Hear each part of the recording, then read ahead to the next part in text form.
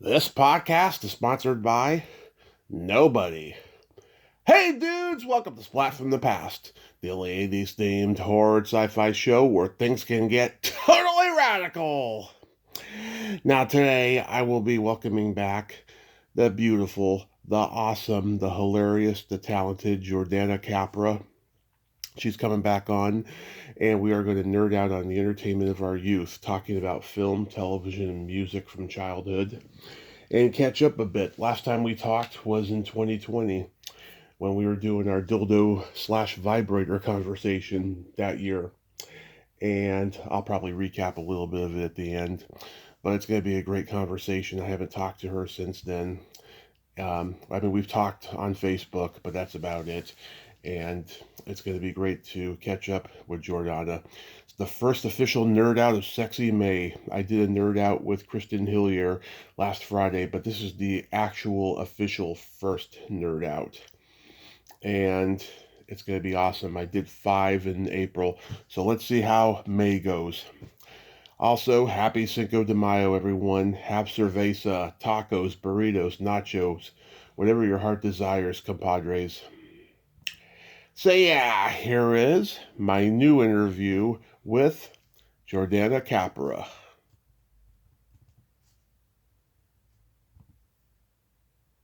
Hey Jordana, welcome back. How are you today? I am great. How are you, Tommy? I am fantastic. Wow. The last time we talked, the pandemic had just begun and look where we are now. Oh, man, isn't that the truth? Yeah, this is insanity where we are now, Yeah, politically speaking. but all that matters is we are alive. Indeed, indeed. We are alive. We're here. We're still kicking. Absolutely. So, going back in time, do you remember the first movie that impacted you as a child? Um, Definitely it would be West Side Story. Yeah, that's such a I great mean, for, movie, well, for a couple of reasons. One, it was a musical. right? Set me on my path of loving and doing musicals.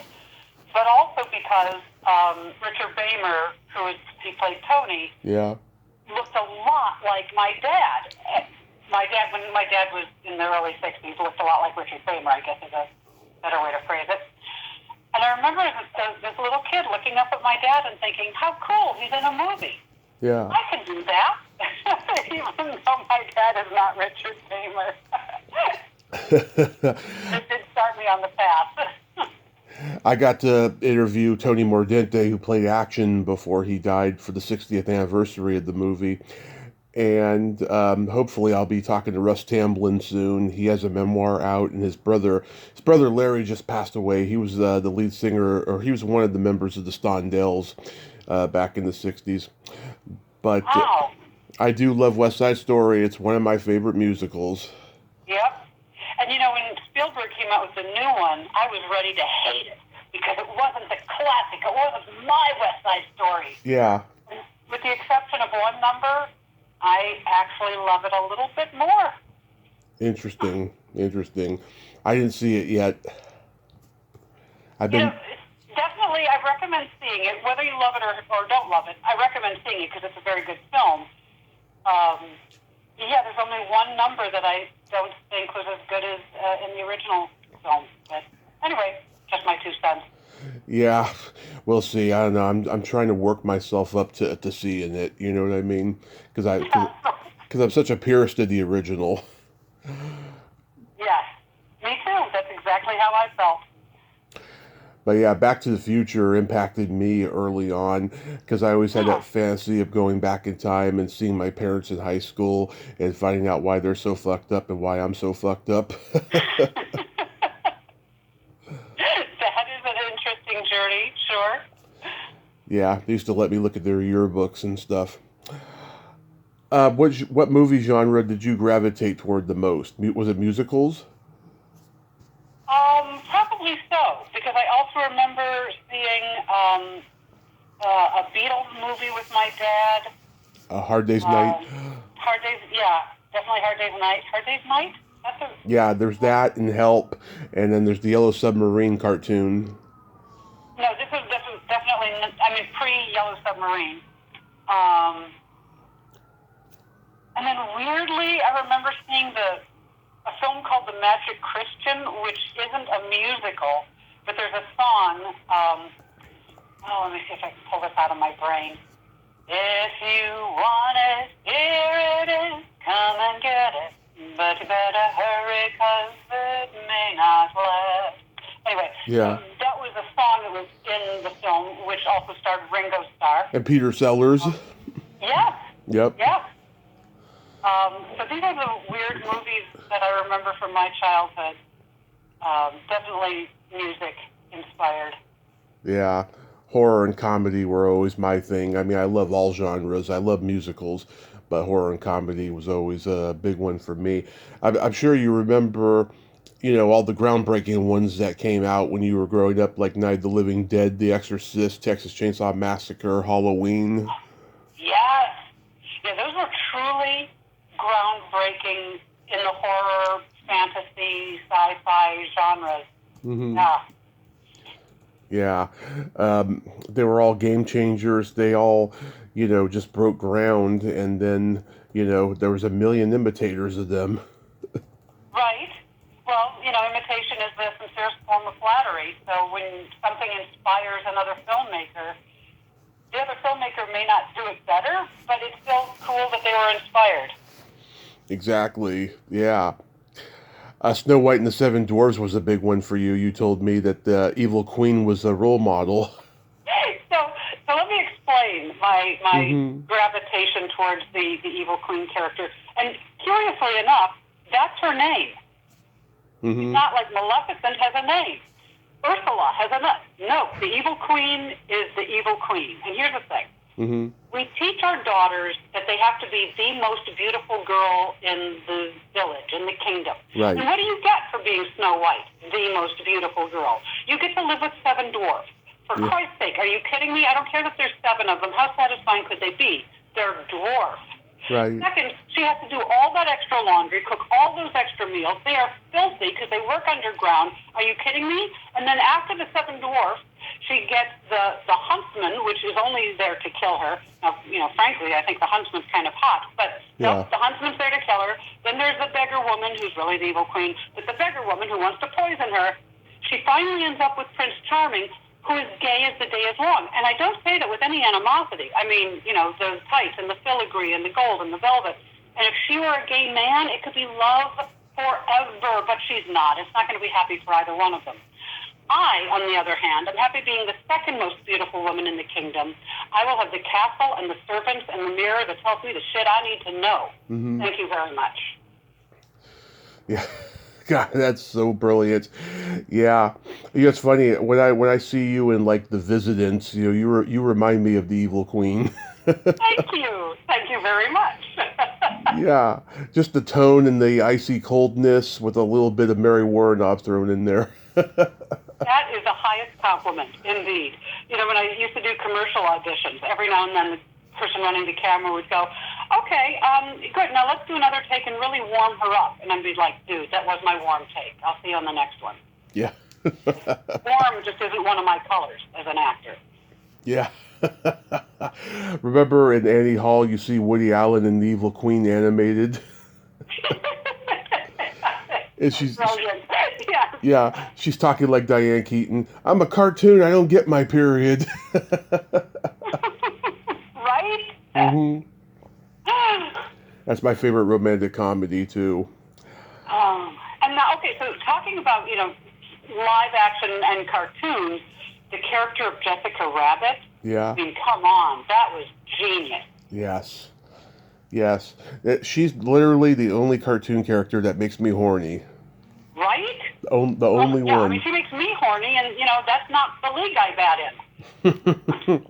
Yeah, I got to talk to Gary Wolfe, who wrote Who Framed Roger Rabbit a couple years ago, and he was a very interesting guy, and just the way that he was able to combine, silliness with noir, and incidentally, it became a Disney movie, and he said he had no problem with it being a Disney movie. He says his vision and their vision matched. Right, yeah, that was a really curious coming together of Disney and sexy, and noir. Somehow it all worked. Mm-hmm. Were you into like the Rocky Horror Picture Show and Phantom of the Paradise? Oh my God. Okay, so when I was in college, one of my jobs was working at a local movie theater that showed Rocky Horror Picture Show every Friday, Saturday night. Mm-hmm.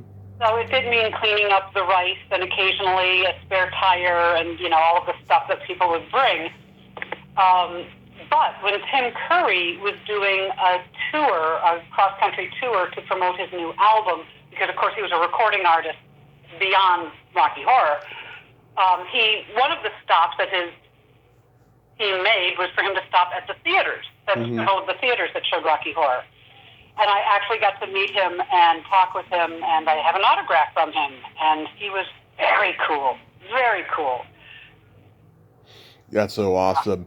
Yeah, I mean, I love them both. I love Phantom of the Paradise a little bit more. I think it's so underrated. Now you're talking my love language. I loved Phantom of the Paradise so much that I went to see Paul Williams in concert.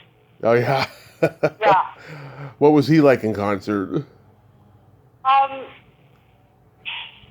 He was great. He was a great performer, very enthusiastic, very energetic, really an amazing singer. But the visual, he was just kind of short and round. And so, he didn't look like a rock star. But as a performer, he was amazing. I've heard him say, he considers himself an actor first and foremost and a musician last. He says he always identifies as an actor. He says, as a kid, that's what he wanted to do, and then, musical was just a secondary thing that he had a talent for. And it's the more successful of the two that he had, he feels. Nice. Interesting. Yeah. But, I've gotten to talk to all the juicy fruits from Phantom of the Paradise and a few people from it. Yeah, a couple groupies from it. Yeah, it's such a great movie. What kind of comedy did you like growing up? Oh, movies? Yeah. Well, that's curious. I can't think of any comedy movies. Well, Mel Brooks, Neil Simon, Blake Edwards. Okay, so moving more into, I guess, teen years, definitely Mel Brooks. Oh my God, Burning Saddles? Who? That's the right. Which one? I'm going to say Burning Saddles, but that doesn't sound right coming out of Blazing Saddles. Blazing Saddles. Okay, I was sort of close. Spaceballs was amazing. Yep. What was the movie? Oh, Gene Wilder. Anything with Gene Wilder. Yes, Gene was my hero growing up. I had his widow on last year, and she could not believe how much I knew all his movies. I knew all his lines and stuff. Right? Yeah. The one he did, Silver Streak. I love. That's my favorite one. Yeah. Yeah. The way he attacks that guy that's holding holding Richard Pryor at gunpoint, and then he's like, "A pussy, huh? A pussy." It's so brilliant. Remember that one he did with Donald Sutherland, "Start the Revolution Without Me"? I don't. It wasn't. I'm making a note of this. I'm going to have to find that. Revolution Without Me. Okay. It wasn't a hit when it came out, but people who love Gene Wilder love that movie, who have seen it.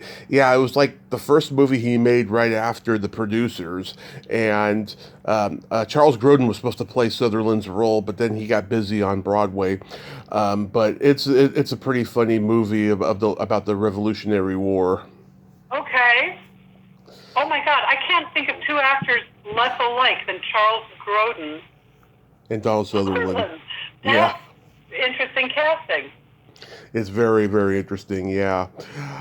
Yeah, that's... And of course, Young Frankenstein? Young Frankenstein, hands down. I guess if I had to pick a favorite comedy film, it would be Young Frankenstein. Young Frankenstein, yes. Willy Wonka. The Adventures of Sherlock Holmes' Smarter Brother. Yep. That's so funny. So underrated. The World's Greatest Lover. I know the Idol, but I have not seen that film. That's another one I'm making a note of to see. Yeah, he's like a former matinee idol who's working in a pie factory, and then he becomes like he becomes like he's like on the comeback trail of being Rudy Valentino in old Hollywood. It's a pretty funny movie. It's got Carol Kane in it, and Danny DeVito, and Dom DeLuise, and lots of great people are in it. Wow, that's an amazing cast. Yeah, it's a very funny movie. Yeah, I loved all the old comedy teams like the Three Stooges, Martin and Lewis, Marx Brothers, Laurel and Hardy. Yep, all the Marx Brothers can do no wrong, virtually no wrong in my book. Yeah. It's a sexual divide on the Three Stooges. Mm-hmm. Men love them way more than women, and I've got to say that they never really hooked me. I didn't dislike the Three Stooges, but they didn't hook me. Yeah. One of my good friends, who's a woman, she loves the Three Stooges. You know, she grew up when they first were on cable in the '60s, and loves them. My dad, that's how he discovered the Three Stooges, through cable. My grandfather saw them in the movie theater, and so he passed that on down to him. He passed it on down to me. If a miracle happens and I have a kid, I'll pass it down to them. Perfect. I also love the old comedians, Harold Lloyd and Charlie Chaplin. I'm a huge Chaplin guy. I've only gotten into Harold Lloyd in recent years because his movies were not available for years. Right. Yeah. I mean, people talked about him and wrote about him, but like, I don't know, he did not like television, and so like in the later years of his life, he did not sell his movies to television. And his granddaughter said in an interview I heard, she said he really screwed himself out of generations of people discovering his movies.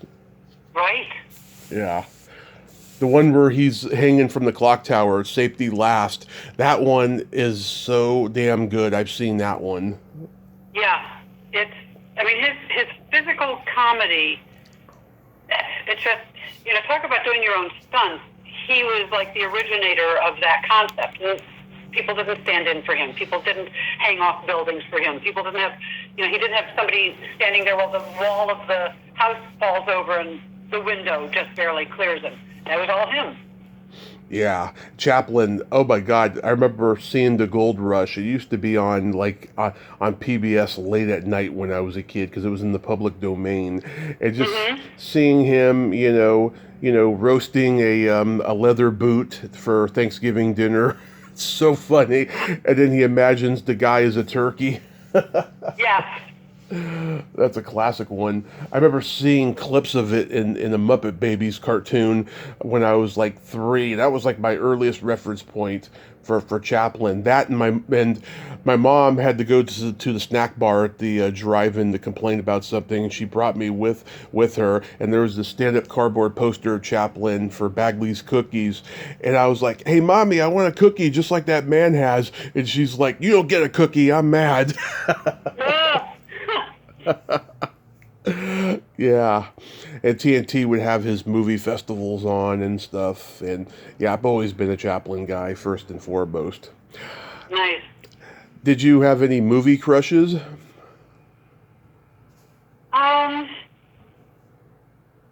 Not when I was young. I would say my first true celebrity crush was Tom Selleck from the Magnum PI days. Yeah. I know I'm not alone in that. Mm-hmm. I had a chance to meet him in 2000 during the Screen Actors Guild commercial strike. Yeah. And he did not disappoint. Oh, my God, tall and gorgeous and funny and pretty amazing. I've since learned that his politics and mine do not align, right, sadly. But to look at, a girl could do worse. I have never heard one bad thing about Tom Selleck personally. He doesn't fit that description of a conservative, but like I've every story I've ever heard, he's just the greatest guy. Yeah. Anybody I know who's met him just has good things to say. Yeah, and he's a survivor. I mean, he spent 10 years pounding the pavement until Magnum PI came, and then after that, it took him like another long while before he was in anything good again because everything he did after Magnum failed. But then Blue Bloods brought him back. Right, and you think about his film career in between Magnum and Blue Bloods, and there's The Seduction of Joe Tynan, which he and Meryl Streep were, of course, brilliant. Mm-hmm. MASH Yep. film. He was on Taxi. He was on Taxi. Oh, and Quigley Down Under. Oh my God. Oh yeah. Quigley Down Under pairs him with a movie crush. Alan Rickman. Alan Rickman. Yep. My heart is still broken that we will never get a new Alan Rickman film. Yeah. I liked Lassiter and Runaway, even though they were both two bad genre pictures. They were still entertaining. I liked them. I was never a huge fan of those Three Men and the Baby movies, but they were huge hits for him.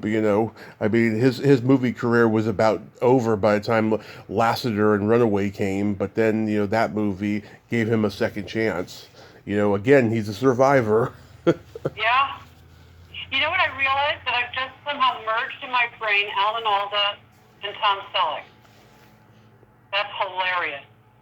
In what I wouldn't turn down, I wouldn't take Alan Alda out of bed. So, yeah. I like Alan Alda. He's a really good actor. Yeah. My movie crushes were like Cary Grant, Natalie Wood, every 80s movie actress I've interviewed and met, and all of that. Did you go to the drive-in growing up? A couple times, not often. Couple times. Yeah, I seem to remember. I think I saw Halloween at a drive-in, the original Halloween. Yeah. I can't think of what else I would have seen at a drive-in, but yeah, not often enough. Yeah, my parents started taking me when I was 2. Took me to see Weird Science and Rambo 2, and then they stopped taking me after about 4 or so. It got to a point where I was falling asleep or knocking on windshields. My dad, he went to the drive-in a lot in the 70s, right? He would have to see the same movie 3 times because the first 2 times he was getting laid with his date, and then the third time he was actually able to watch the movie. He was like, this is a masterpiece. It's going to be a classic someday.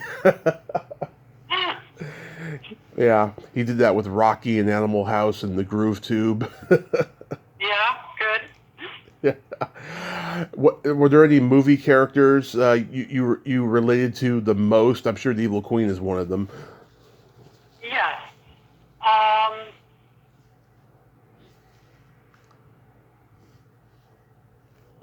There was an interesting film about. God, I wish I could remember who starred in it. It was about Gloria Steinem infiltrating the Playboy Mansion bunnies. Oh, yeah.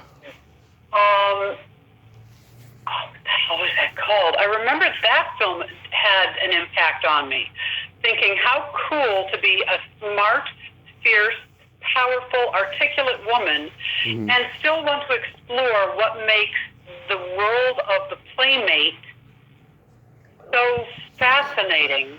Yeah. And, what are the positives, as well as what are all of the negatives with that whole industry. Was it the Jane Mansfield story?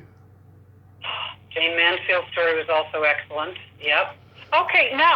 So now I'm thinking Judy Holliday was amazing. Uh-huh. Who else did I love? So yeah, movie crushes would definitely include Cary Grant, Gregory Peck. Oh, love Gregory Peck. Like, everybody was white in the 50s, 60s, 70s. Sadly, we didn't have a lot of people of color who were movie stars who were depicted as the leading man or woman. I remember in Smokey and the Bandit 2, Paul Williams he's flying an airplane, and during the outtakes at the end, he says, "Somebody get Gregory Peck up in here because I can't fly this fucking thing." Nice. Yeah. Let's see, the movie characters I can relate to the most are Peter Sellers in Being There, because I have autistic abilities, and like I can inspire people by saying the most simple things sometimes. And James Spader in Sex, Lies, and Videotape, because I get my jollies hearing people talk about their sexcapades. Right. Good. So those are my two characters from movies. I was watching this movie a couple of years ago that I cannot believe I never had heard of it or seen it. It was, almost everything was on my radar when I was a kid, but this movie was so brilliant, and I saw you in it. It was called Miracle Mile. Ah, thank you. Yeah, that was a great film. Yeah. Really good story, interestingly conceived, and very well shot. Yeah, I ended up talking to Steve. I was talking to him about another movie initially, and then we talked a little bit about this. I just cannot believe how fucking brilliant it is. It ends so bleak that I can see why Steve had trouble getting it sold and made, because it was like nothing at that time. It didn't have a Hollywood ending or anything. It was just so brilliant. And I was just I was cracking up at a lot of the stuff too. It's darkly funny. It is. Yeah, Steve DeJarnett is.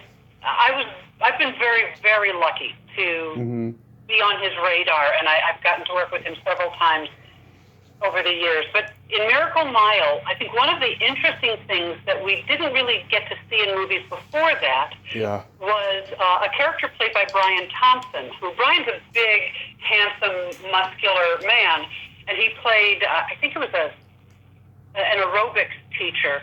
Yeah. You see him as this big, gorgeous, strong, muscular aerobics teacher, and then it's revealed that he is completely, comfortably, openly gay. Yeah.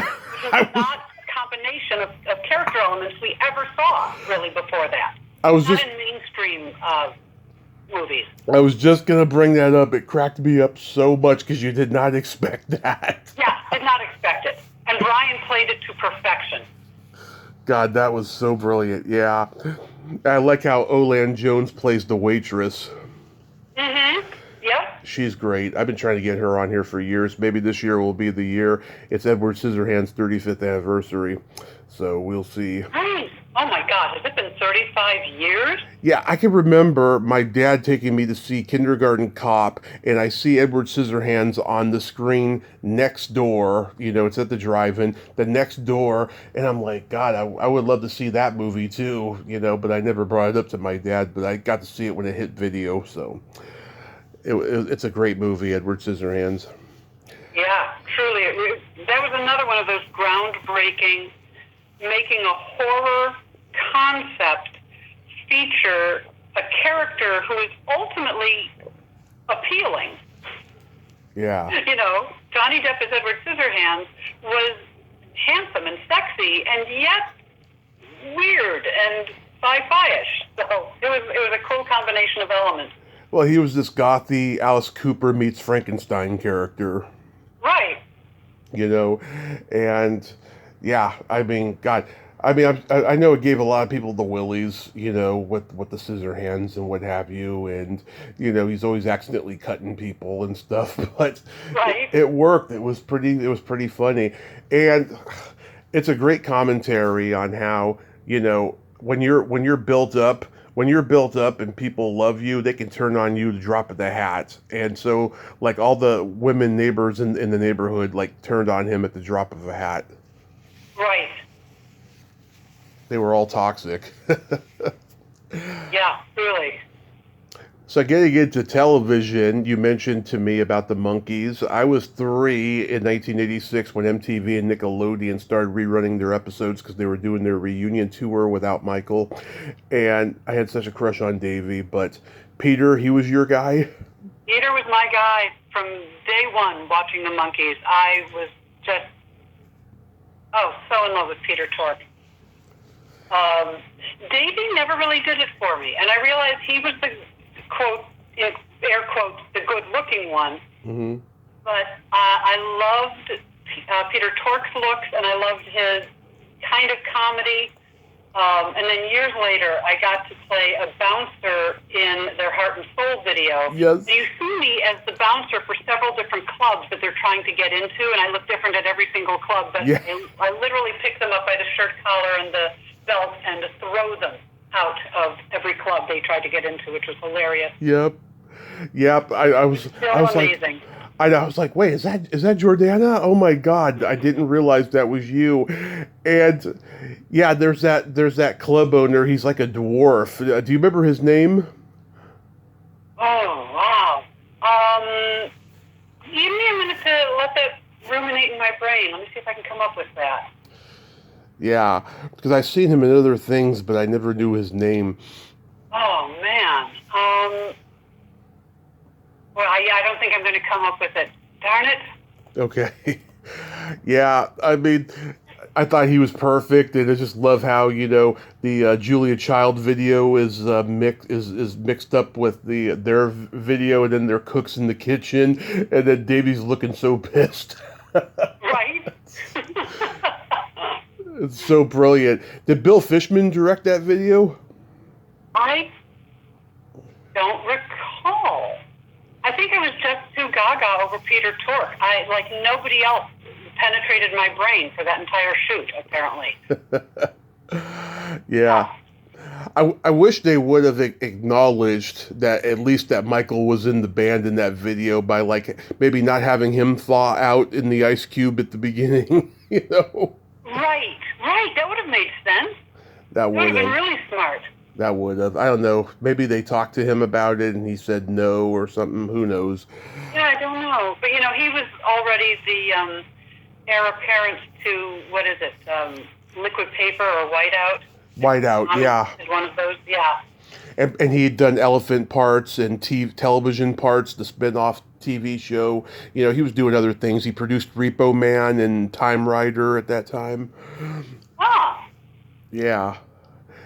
Batman was a favorite of mine, too. You loved Eartha Kitt as Catwoman? Taking nothing away from Julie Newmar, but Eartha Kitt, that's my girl.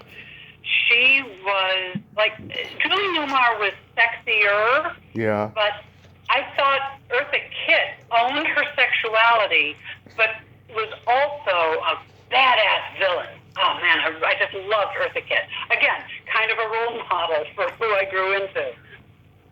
Yeah, and Lee Merriweather played Catwoman in the movie that they did on hiatus. My dad went to see it at the drive-in. My aunt, who was his older sibling, his only sister, she took all my uncles to see it. Like there was 6 of them and stuff, and it's one of those childhood memories he never forgot. Nice. Yeah, we're big Batman fans in my family. Yeah, Eartha Kitt was really sexy. You think about it, this was, in my memory anyway, she's one of the very first women of color to have a significant role on what was a significant TV show. Right. I know, I can't think of another before that. Right. And isn't that insane? It is. I mean, you would think that Moms Mabley would have had a TV career at some point. Yeah, you'd think so. Yeah, and probably the first black man to have a big role on television was probably what's his name, Woodchester on a Jack Benny program. Right. Or Rochester. I'm sorry, Rochester. Eddie Rochester Anderson was his name. Yep. Yeah. The Addams Family, Morticia was another role model. It's funny. Oh my God, she was so amazing. And because you didn't see husbands and wives depicted as having a sexual relationship. Yeah. People were still pictured as sleeping in twin beds. Yeah. When they were married, which was nonsense, of course. Yeah. Yes, I loved the fact that their marriage showed two people who were totally into each other and unabashedly so. Yeah, and I think that there was a controversy of that, but they stuck with it. Yep. Yeah, my Aunt Lola reminded me of Morticia because of her dark, macabre sense of humor. She didn't look a thing like her, but just the dark, macabre sense of humor she had reminded me of her so much. Did you like the Munsters? I did. I loved the Munsters. Again, they didn't have the sexuality that Morticia Addams had with her husband, but Yeah. there was still a good marriage. Like, they were a good team, even though Lily, of course, saw Herman to be a bit of an idiot sometimes, which I think every wife can say about their husband. I wouldn't mind a threesome with Lily and Morticia. Right? Yeah. They were both hot. Oh God, Yvonne DiCarlo was always gorgeous in everything that she was in. Even when she got old and she gained weight later, she was still gorgeous. Still gorgeous. Yep. Both of them. Well, it's funny in the 7 Year Itch. There's that moment where Tom Ewell's having the flashback where he's in the hospital, and Caroline Jones, Morticia, is his nurse. Oh. Yeah, it took me a long time to realize that was her, and thank God for IMDb because they didn't say her name in the credits. She's like uncredited as that nurse. Oh, that's wild. Yep. Ah. Yeah. I think that's for IMDb. I don't know how they are able to find the names of actors who are uncredited in the actual production. It's amazing sometimes. Yeah. I mean, thank God for the nostalgia circuit because a lot of them have helped with that. You see the next of kins going to the nostalgia shows, or you see the living people going to the shows. So that plays a big part of it. Do you remember a show? It was on PBS. It was Canadian. It was called The Hilarious House of Dr. Frightenstein. I don't remember that. No. Yeah, it was a sketch comedy horror series, and it had Vincent Price narrating it. And I interviewed one of the Markowitz brothers who was involved with the show. He had been Doug Kenny's like manager for a few years, and it was the most successful venture he had done up to that point. He was like a failed rock road manager before that for rock bands up in Canada, and his brother was a straight up producer, and he had all these flops, and he called his brother up and said, "Will you help me do a series? Because if I don't have a hit, this is gonna mean my career is over." So they did this series, and Mitch Markowitz's brother, he did it all the way up until probably 10 years ago. He had a good career producing television. Fantastic. Yeah, and it was a funny series. And they did like, I don't know, 111 episodes, and like PBS ran the shit out of them, and all these other markets throughout the United States played it for a while. And now it's kind of obscure now, but at the time it was a cult phenomenon. Nice. I will have to find that one. You're giving me some great materials to go watch. Absolutely, it's on. I don't know if full episodes are on YouTube, but it's definitely on YouTube in clips or something. Okay, fair enough. Last time I checked, yeah, it was like only clips, but who knows? Maybe there's full episodes now. I was a big I Dream of Jeannie fan. There's that controversy with Jeannie's belly button, and Star Trek broke the rule a few years later with Barbara Luna and Nichelle Nichols showing their belly buttons, and then Gene Roddenberry created a series. It was a pilot called Genesis 2, where Marion Hartley had two belly buttons. Right? Yeah, and her husband was turned on by that. She said in an interview her husband was turned on that she had two belly buttons. And That's hilarious. He said, "Don't take the other one off when you get home tonight." Oh my God. Did you watch The Twilight Zone? I did. I loved The Twilight Zone. Yeah, Talking Tina. Right? There's the stopwatch one with the mannequins. The one with the mannequins, right? The one with There was one with Robert Redford as a young soldier. Oh, yeah. I remember that one. The whole episode, he's trying to just find safety in this old woman's kind of apartment or, house. And she thinks he's death coming to claim her. And then, of course, at the end of the episode, we realize she was right. Yeah. There's the one with Burgess Meredith, where all he wants to do is read, just read, and he finally gets to that place which is heaven for him, and his glasses are smashed. Yep. He can't read. The one with the beautiful people that we look at and say, oh, they were classically beautiful boys and girls, young men and women, but then we learn that they're actually in line to go in for surgery, plastic surgery, to make them, in our opinion, hideous. Yeah. It's just such clever, interesting twists on plots and concepts. It is. I love this one episode. Susan Gordon, who was the daughter of Burt Gordon, who made creature feature movies like The Amazing Colossal Man. She's this little girl who hangs out with this old man who can turn into like a bat and different things. Do you remember that one? Sort of. It's sort of on the periphery of my brain right now. Yeah, her aunt was abusive, and she was played by Miss Hathaway, Nancy Culp. Oh my God, right. Yeah, you remember that one? Yeah. Yeah, that's a good one. I interviewed Rod Serling's daughter, and she told me that, he was in World War II, and he experienced a lot of injustices, racism, anti-Semitism, everything. And when he started writing, he wanted to incorporate that in everything, even science fiction, and that's what we see with the Twilight Zone. Absolutely, yeah. Yeah, she said he did not like doing the night gallery because Universal gave him no autonomy over there. It was very corporate. Yeah. Yeah, I mean, Night Gallery's got some good episodes, but no, Twilight Zone was so groundbreaking. Truly groundbreaking, yeah. Because it was all about plot. It was about twist. It was about, oh, I didn't see that coming. As opposed to most TV was comfortable. Like, you saw the ending, but it was okay when you got there because you saw it coming, and it was comfortable. Twilight Zone was not comfortable, and that's one of the things that made it great. Right. I love the movie, even though it was so badly cursed with Vic Morrow's death. Yeah, oh man, isn't that the truth?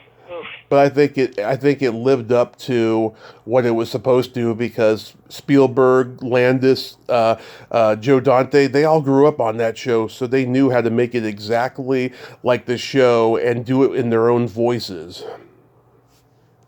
You're right, absolutely. Yeah. I mean, you see Spielberg's voice with the Kick the Can episode. It's saccharine, kind of stuff that he does, and then you see Joe Dante with the crazy Looney Tunes macabre stuff, Yep. And Landis, he likes to make fun of the Nazis, so Yeah. there was all that stuff. Alfred Hitchcock. The Alfred Hitchcock Hour was another TV show I really liked, because again, it was dark, and it. Even though it was obviously leaned more horror genre, I remember one episode about when people died in this particular house, their shadow stayed on the wall. Mm-hmm. And oh man, that was spooky and creepy and unnerving. Yeah, and Alfred Hitchcock Presents and Twilight Zone were rebooted in the 80s. And, there's good episodes here and there, but it wasn't the same without, Serling and Hitchcock involved. Right, exactly. It wasn't the same. Did you watch, Lost in Space and The Time Tunnel and Land of the Giants, all the Irwin Allen shows? Lost in Space, loved that. Loved hating Dr. Smith. Mm-hmm. And then there were the cartoons of the Jetsons is kind of the Jetsons. My brain in that same time frame. I was a huge Jetsons kid, and Flintstones. Yep. And the Flintstones, right? Underdog. Cat. I used to have a cat that every time bum bum bum ba dum bum would play, Yeah. would jump up on top of the TV. She just loved being in the room and hearing that music. It was weird. Oh, I love it. Underdog. Yeah. Underdog, yeah. Loved Underdog. And there's Commander McBragg, and then there's the Cavalry Indians Coyote. Oh my God, yes. Klondike Cat. Remember Klondike Cat? I do remember Klondike Cat. And then, yeah, so those are like, to me, like, I want to say late 60s, early 70s. Tennessee Tuxedo. They became Scooby-Doo and Josie and the Pussycat. Oh, yeah. The Pebbles and Bam Bam Hour. You know, I never really got into Pebbles and Bam Bam. Yeah. I remember the show, but it didn't hook me the way the Flintstones did. Well, remember when Scooby-Doo had, like, the Addams Family on and the Three Stooges and all these different characters, Sonny and Cher? Yes, that was brilliant. Those were cool. That was my favorite Scooby-Doo show with all the guest stars. Right. That was my favorite Did they all one. come in to do their own voices? I don't remember. For Sonny and Cher and like the Three Stooges, yes. Addams Family because they had their own spin-off cartoon. They had Jodie Foster as Wednesday. They had Jackie Coogan did do Fester on that one, but I can't remember the name of the guy who did Gomez. Okay. Yeah. And I remember there's a couple good cartoons of those here and there. I remember. Yeah, Saturday morning cartoons. Remember Schoolhouse Rock? I do, yeah. Yeah. I'm just a Bill. Yeah. There was this one cartoon, it got a lot of controversy, and it still does, where this woman has all these servants. They all got afros, and yet they're white, but the whole twist was that they were slaves, and it was a history lesson thing, you know. And I'm like, I know. I mean, it's easy to say that they were, you know, making a problematic, you know, thing about slavery with these servants with afros, right? But they're white. They're not black, you know. So it's not directly a slavery, you know, joke. It's not. Right. Yeah, I can't remember the name of that particular one, but I remember there was a big thing about that. So getting into music, do you remember the first album that was given to you or you bought with your own money? Oh, yes. I bought this album at a yard sale, I think for a whole quarter, which was big money back then. Right. It was the Iron Butterfly in Agata Davida. Oh, yeah. That's a great one. Dun, dun, dun. Yeah. It was 17 minutes long, that song. I think there's a long version that's like 26 minutes. I mean, it just goes on, and it's amazing, and, you know, a little psychedelic. I imagine acid was involved. Yeah, I remember Bart Simpson switched the church organ notes with Agata Davida, and it went on for 17 minutes. And, like, you know, there's lighters going in church, and then the organ player's an old man, so he's exhausted by the time it's over. Right? Yeah. Oh man! But then I think the next album I bought for myself was probably Bette Midler's Divine Miss M. Oh yeah. At that point, I had gotten very into like big band and swing music. Oh yeah. Anything with Ella Fitzgerald, Sinatra, anybody in the Rat Pack. Yeah. The Andrews Sisters. Bing Crosby, all of those guys. So I loved the Divine Miss M and its kind of retro vibe. My parents had vinyl records. They had Beatles, Stones, Beach Boys, Carole King's Tapestry, Fleetwood Mac's Rumors, Rod Stewart. You know, there's nothing like that stinky, musky smell of vinyl. It's intoxicating. It is. It truly is. And you're a huge Beatles fan. Huge Beatles fan. I don't know anybody who wasn't. I mean, I'm sure there are people who loved the Beatles more than other people. Yeah. But they're one of those bands that nobody says, I never really cared for them. Well, I've met people who like the Stones better, or another British Invasion group, or they just didn't like the British Invasion. They liked Motown instead. Sure, but I liked all of it. You know, Me too. from disco to swing to like all of it. It was all good. Yeah. What are some of your favorite, like absolute favorite Beatles songs? Um, Maxwell's Silver Hammer. I knew it. I knew it. Um, so this year, this April, I turned 64. And I'm only saying that number because if you go to IMDb, it's right there, so Yeah. pretend like it's not. So this year I said to a young person, he's probably in his early 30s, hey, this is the year I turned the Beatles song. And he just looks perplexed. I'll be 42 in June. Okay, but I bet you still know when I'm 64, will you still love me? You know, that Yeah. song. That's a great song. And when Paul turned 64, I texted my dad. I was like, look, Dad, he made it. Nice. Yeah. So many great Beatles songs, so many different kinds of songs, like Yellow Submarine and Lucy in the Sky with Diamonds. If I Fell. Right? That's a great one. Okay, actually, one of my favorite Beatles songs is truly obscure. You only ever hear it on tax day if you're listening to an all-Beatles station, like Sirius XM has an all-Beatles station. And it's Taxman. Yeah, I know that song. As far as I'm concerned, it's a hit, even though it wasn't a hit. Right? I love that song. Yeah. I mean, I love Paul the most. I just love his voice and just his positivity and optimism, getting better, paperback writer, things we said today, here, there, and everywhere. I actually like that song a little bit better than Yesterday, I'll be honest. Oh, interesting. Okay. My favorite John song is obscure from the White Album, Cry Baby Cry.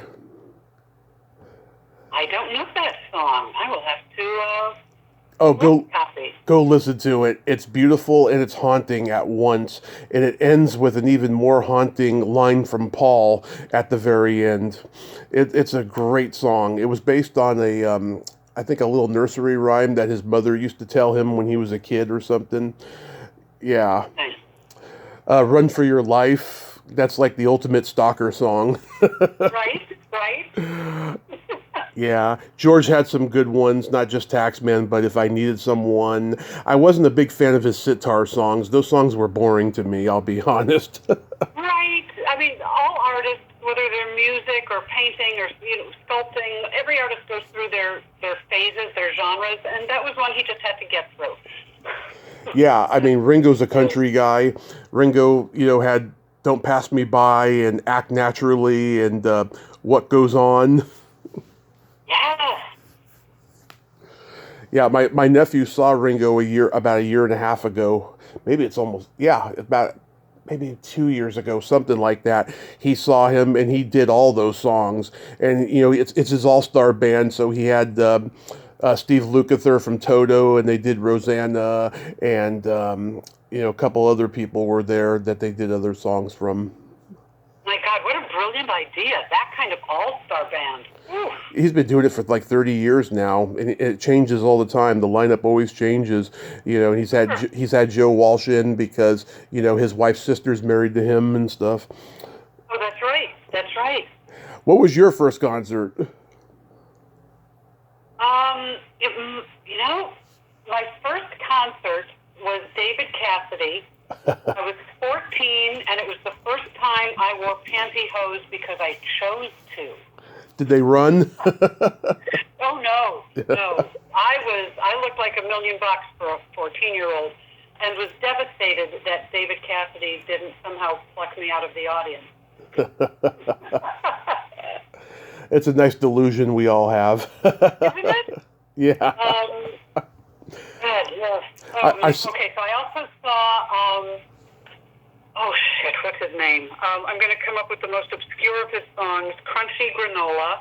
Oh. I don't even like that song. I also saw Chicago, Doobie Brothers. Those are... Neil Diamond. Neil Diamond, yeah. Yes. I went to Neil Diamond concert. I loved all of his songs except for Crunchy Granola.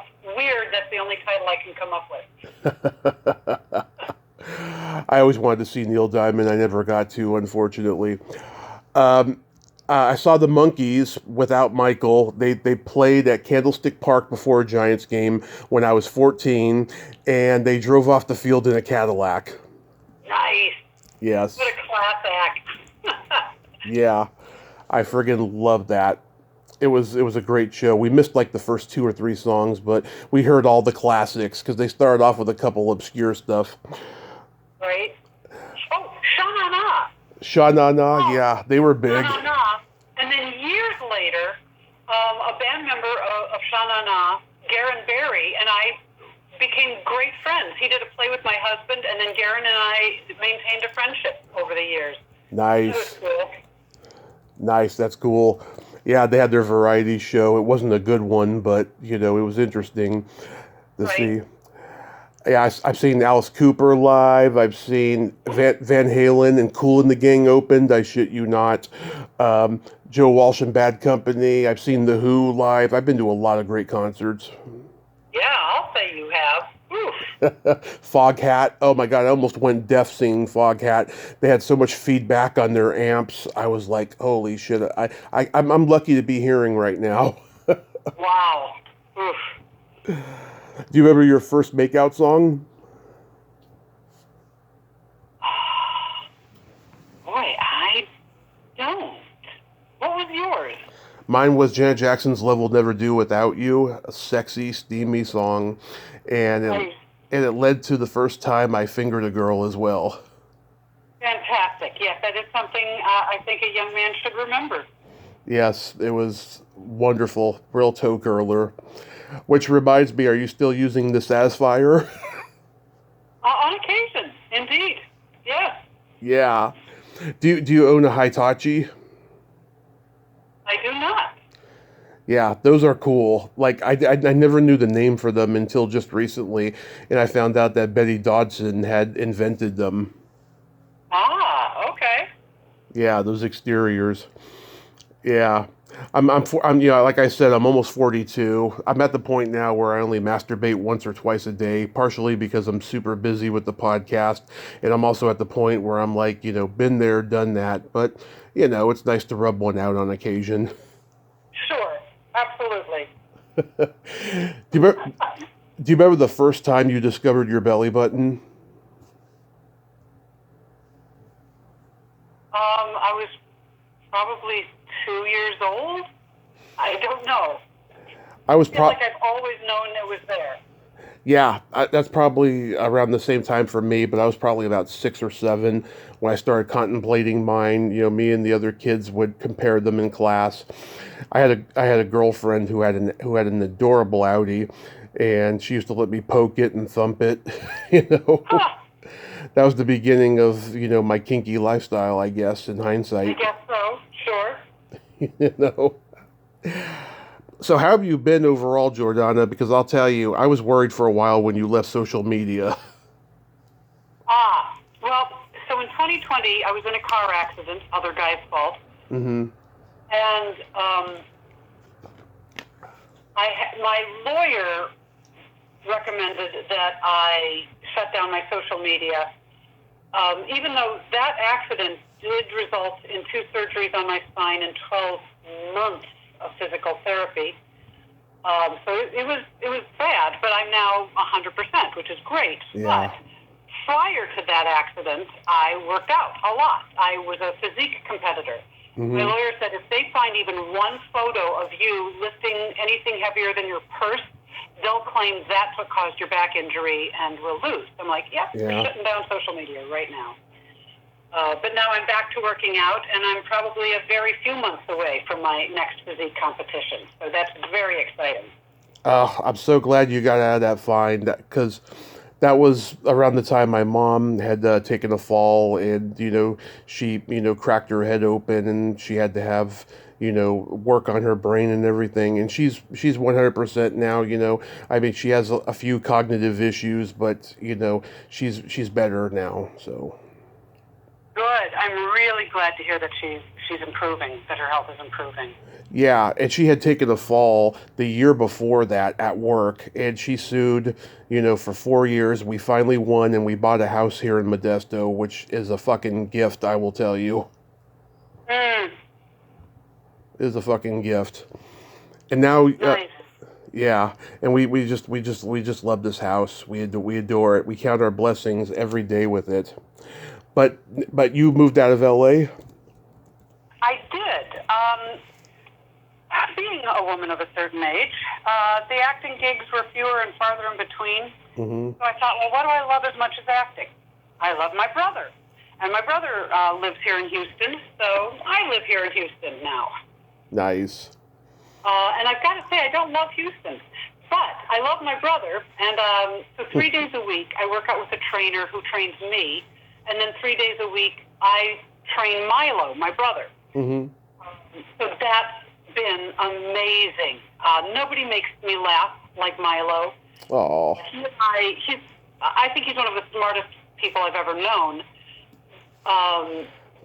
which is nice. So if I have a question about something weird, random questions like, why are beards important in different religions? Like, rabbis have a certain kind of beard, which is similar to the beard that Amish men have. Right. Why is that significant? And Milo will have an answer.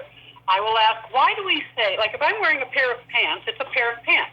And if I have two of them, what is it? A pair of pants? Why are they called a pair of pants? And Milo has the answer, because they used to come in two pieces, and you had to lace the two legs together, so you had a pair that made pants. Right. He's just amazing. He's so freaking smart. Oh, is he younger? Yes, he is 6 inches taller and 6 years younger. Oh, that is so awesome. Yeah, I mean, God, there's a lot going on over there now and stuff, and of course the world in general, as we know. But I'm glad that you're close to family and you're happy and stuff. But like, if any like acting gigs like come up, are you going to do it? Oh, 100%. So I do taxes as my survival job, Mm-hmm. and I have a few clients who have agents in the southern region of the country. And they're going to help me get a new theatrical film and TV agent. And one of my clients used to live in Santa Monica, California, and he's moved back to Houston to be able to take care of his family. And he's an actor, and he also does headshots. So he and I did a trade this year. I did his tax return, and he'll do my headshots. So that's nice. Yeah, I noticed you grew your hair out and you colored it. Yeah, I'm exploring different colors. Right now, it's a vibrant red. I don't think I'm going to stick with the red. I think I'm going to go with like brownish, blondish with reddish undertones. But we'll see. So I'm going to, audition a few more hair colors to see what I want to stick with for a while. Well, you look beautiful no matter what color your hair is. Aw, thank you, Tommy. Of course. Do you have anything upcoming you'd like to mention? Aside from getting back into the competition circuit, no, that is my next big, exciting goal. So what is it? Is it, are you doing competitive bodybuilding? Yes. So I sent you, although maybe it didn't land with you, I just sent you a couple of photos. I texted them. Oh, yes, I got them. Okay. So, one, I have super short hair. Now, the muscles you see, I'm in a white tank top with short white hair. That was me, all natural, meaning I wasn't doing anabolic steroids. I was just in my mid-50s and able to build that much muscle, which is cool. Mm-hmm. And then there's a kind of a Z card, a composite card of 4 different shots. Yeah. That was, I think, my second or third competition, where if you look at the feet in the middle, you'll see a little first-place trophy. Right. That division is called figure, which is considered the most feminine form of bodybuilding. Mm-hmm. But I'm now going to be moving into physique, which is a bigger, more muscular version of bodybuilding. Not the ginormous bodybuilders that are taking, in my opinion, the kind of steroids that will kill them, but a little low dosage. So we're going to see where that takes me. Nice. I have a couple jokes for you. Okay. What kind of meat does a priest eat on Friday? What kind of meat does a priest eat on Friday? I don't know, Tommy. What kind? None. That's hilarious. You know the difference between a dildo and tofu? I feel like I should, but I do not know the difference. They are meat substitutes. Ah, yeah. Yep, those are crowd pleasers. Those are good. Thank you. Jordana, I love you. Thank you so much for nerding out with me today. This was long overdue, and I'm so glad that we did it because I just adore you. I just love your honesty and just what a wonderful person you are. Oh, thank you. Well, the feeling's mutual. I think you're a pretty amazing, terrific, smart, funny, as kind of alternative as you are, you're still one of the most deeply feeling, caring people I've ever had the pleasure of getting to know. Oh, that brings a tear to my eye. Thank you so much. Really appreciate that.